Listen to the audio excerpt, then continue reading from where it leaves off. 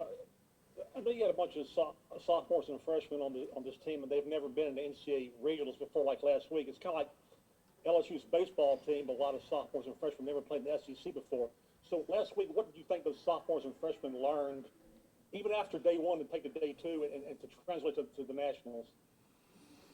Well, I think everybody goes through their freshman year in different ways, and I think we all learned that we can't put ourselves in those pressure spots once you get to this point of the season, and then have to claw out of it. I think it's great that they were able to do that. I think it's great they were able to fight their way through it, but when you reach this point, I think they understand now, the pace of everything, the feeling of what an elimination meet feels like, and that, we've got to be dialed in order to be successful, as successful as we want to be anyway.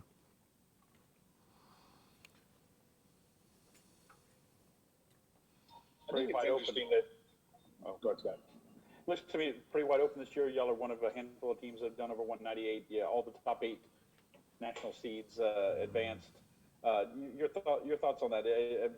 How much is it going to come down to who's hot in each session, and then to advance to win on Saturday? Well, this is the second time we've gone through this format. This is a new format 2 years ago, if you recall, where we consolidated what was a 6 regional format to a 4 regional format, turned it into a 2-day deal, and went in teams in groups of 4, and so it really kind of consolidated and concentrated, if you will, the level of talent in our sport from a team perspective. And so in many ways, that with as many teams doing as well as they're doing, and as many coaches doing what they're doing on the recruiting trail and everything else, really getting to this point is pretty much the equivalent of the old Super 6 in a lot of ways, because of the meat grinder you have to go through to get to this point. So I do think every team here has a shot. There's not a weak team in the bunch, and it absolutely comes down to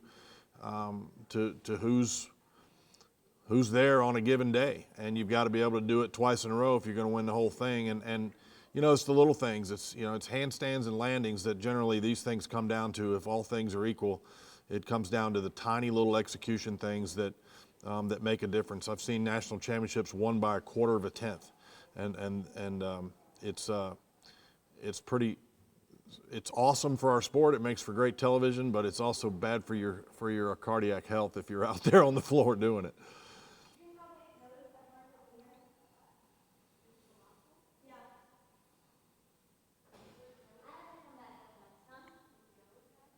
I think Michael Caldwell's ordering lunch or something. I'm being assailed. James, everybody funny.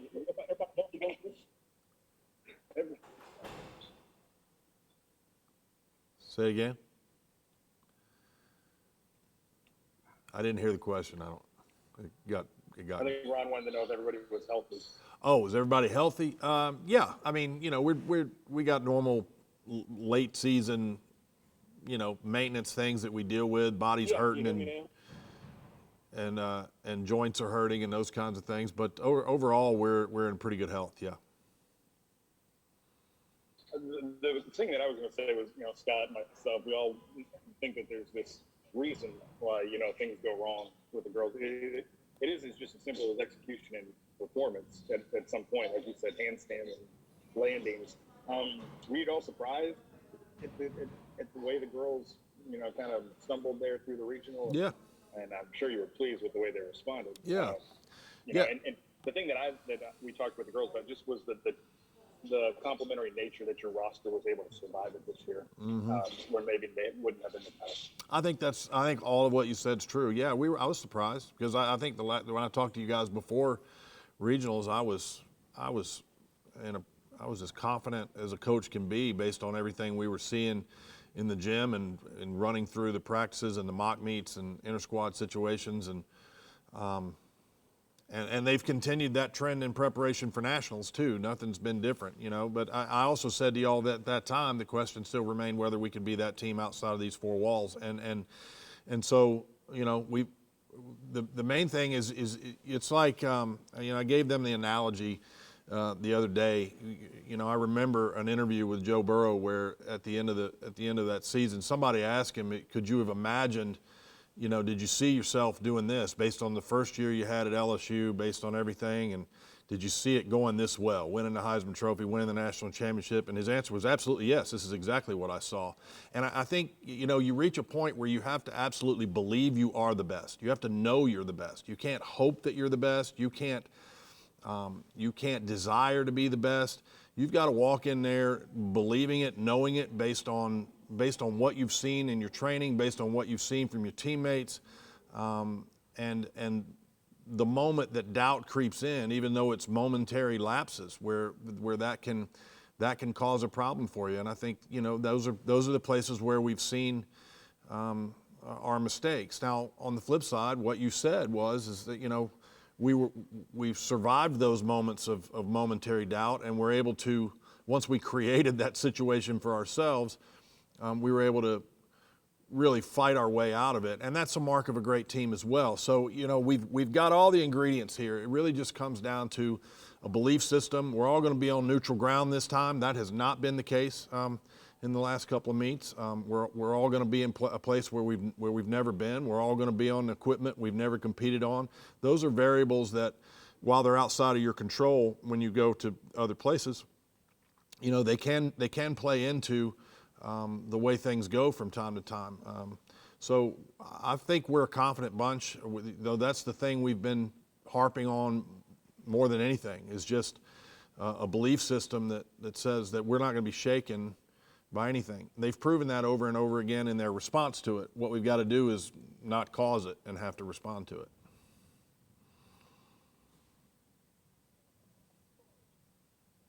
Any changes? Any subbing anybody out? I don't think so. I mean, there's always that possibility. Our alternates on every event, well, with the exception of bars where we really don't have one, our alternates on every event are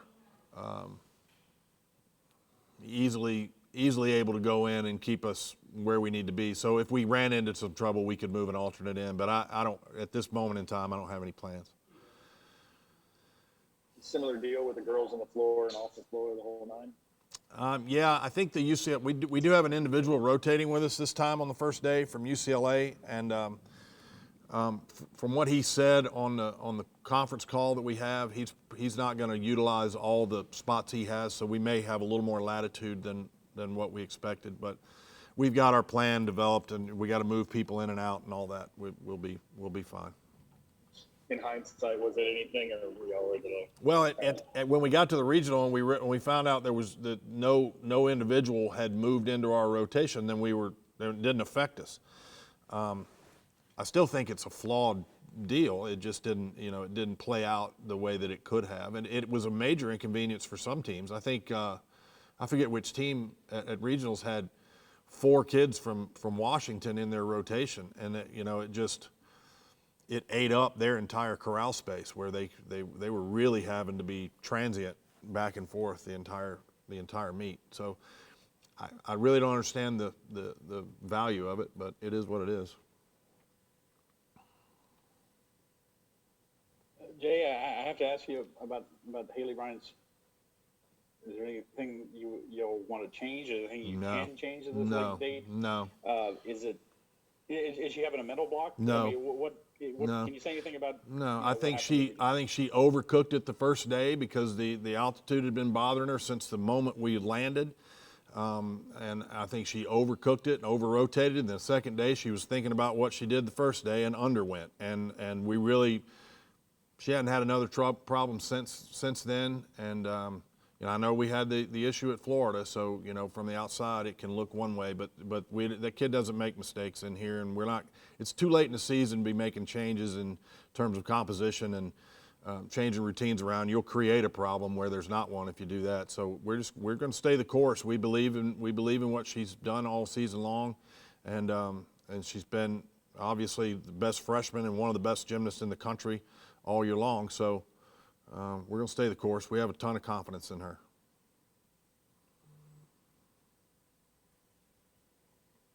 Hey, Coach. I just wanted to ask you, perhaps on the broadcast or whatever, they'll bring up, well, this is, LSU's first trip with Jay Clark or whatever. You've been the head coach obviously all year and everything, and you stood next to Didi all those years when you went to St. Louis or whatever. Are things a whole lot different for you mentally going in? Okay, I'm the head coach of this team trying to win the national title, or is it kind of the same? I mean, it's pretty much the same. It's just doing stuff like this that I didn't have to do before, where you got to answer questions that sometimes are fun to answer and sometimes aren't. But beyond that, it's, like I've said a lot, Didi and I operated very much as partners, and she was awesome that way. She was great to, allow my influence to be in a lot of areas, and so I was able to focus on the nuts and bolts, and the only difference is that I get to spend a little more time with you guys and in the public eye rather than hiding behind the curtain. But other than that, it's pretty much the same.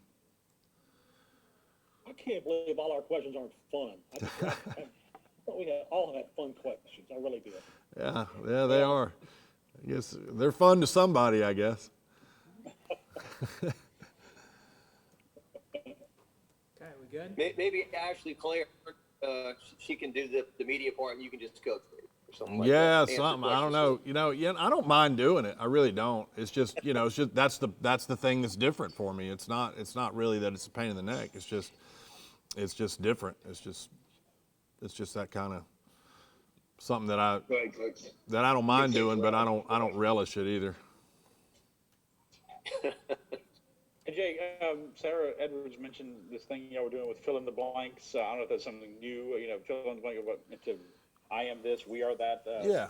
Can you shed a little light on that little Yeah, it's just exercise? Is that something new? Yeah, it's just, I don't know if it's new. It's something that I've done before. It's just, I mentioned how, I remembered a quote, that Joe had given after that. And and when you look at things that you see your team doing and you realize that there's, momentary lapses in confidence and things like that, it's just a way to get them to see and visualize and be able to verbalize what they believe about themselves, what they believe and see about each other. And it's just an attempt to, further solidify and get them to verbalize and say the things that they believe about each other. I don't think it's a magic pill by any means, but it's something that, there's something to being able to see something in your mind, being able to verbalize it and say it, and then being able to go do it. There's a connection there. I'm not big into, mysticism or any kind of overcooked psychology, but I do think that it is that there's a component there that if the mind can see it and if the mouth can say it, then the body can do it. And so it's just something that we have tried to remind them of. It's not something that's terribly new, but it's something that we've kind of reintroduced. Mr. Analytical diving into the mysticism. I like it. Yeah. Cool. Y'all have been, I have one more question. Y'all have been so close this year. I mean, obviously, one pass away from beating Florida in the regular season, a tenth away from winning the SEC championship. You were second in both your sessions in the regional. Yeah. Is there anything that needs to be done to tell these young ladies they can do it, that they can be the national champion? Now, you've mentioned before, several times of seeing a team like UCLA, not that y'all had a bad season. Obviously, y'all third in the country, but not have a great regular season and win the national title. You've seen that. These things are kind of ancient history to them when you're 20 years old. Have you been able to communicate that part to them, that confidence that they if they have that in themselves, that you believe they can win? Yeah, and the key is to not get them to focus on the past, not to get them to focus on the mistakes that have occurred. The key is to keep them focused on what's ahead of them, because that's the way this sport is designed. And there's throughout a regular season and in certain elements of certain championships, there are variables that are not common to every team, and so our focus just is to continue to remind them of who they are. They absolutely can win the national championship, but so can 6 or 7 other teams that are there. And so, so there's, a lot of it depends on our performance, but also a lot of it depends on the other team's performances. And if a team is at their best, any of these teams are going to be difficult to beat. I don't think any of these other teams are, thrilled about sharing the floor with LSU. I mean, because it's pretty obvious that we're a very strong team, and it's also obvious that we can still put one together that's better than anything we've done all year. So we want them to be confident. We certainly don't take anything for granted. We have tons of respect for everybody that's on the floor. But focusing on what's ahead of us and not in the rearview mirror is the key to us. We believe in our preparation. We see it day in and day out. These are things that other people don't see. So they have to stay focused on what they see in the gym with they and their teammates, what they hear from their coaches, and not from outside voices that want to cast doubt or come from a predisposition of doubt based on something that really is of no consequence at this point. We talked about how everything will be new, but we got a lot of familiar faces there with you. Does that even help settle the team? Yeah, I think you saw it day 2 of the regionals. Look at what the seniors did. The seniors came through for us on day 2 at the regionals, and the underclassmen struggled a little bit. That's what you kind of, if you were making predictions for something that wasn't going to go right, that's kind of the order you would see it happening. And so I'm very comfortable knowing that our seniors are here and in the roles that they're in. I think they've done a good job of verbalizing the things that they want to see since we've gotten back from regionals. And it's a